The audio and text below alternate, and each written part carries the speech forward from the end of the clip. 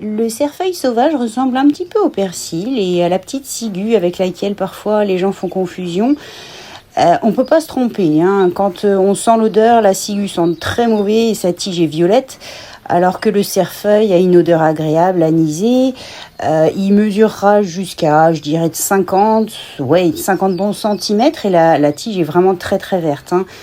Ces feuilles sont très tendres, elles sont toutes joliment divisées, elles restent très souples, hein, et les inflorescences qui se préparent là sont en petites fleurs blanches. Alors le cerfeuil est vraiment délicieux comme un condiment, hein. On peut effectivement jouer sur le goût anisé.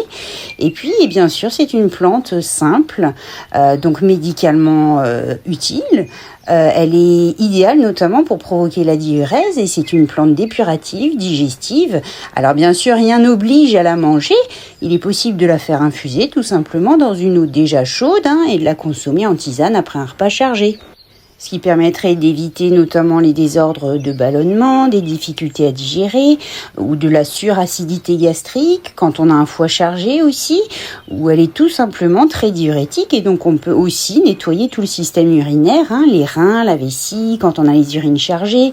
Et puis en conséquence, eh bien évidemment, elle fera baisser le volume sanguin et donc une bonne façon, hein, de faire baisser l'hypertension.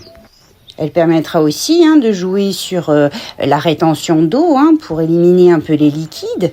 Et puis les petites fleurs blanches sont aussi très anisées, elles sont très jolies, elles peuvent s'intégrer par exemple à des crudités ou sur des crèmes dessert ou même en eau, hein, en carafe infusée à froid quelques heures. Et puis bien sûr, comme toutes les plantes vertes, elle est évidemment riche en vitamines, en minéraux, dont le fer, le calcium, de la chlorophylle, qu'elle même absorbe, hein, donc du sol.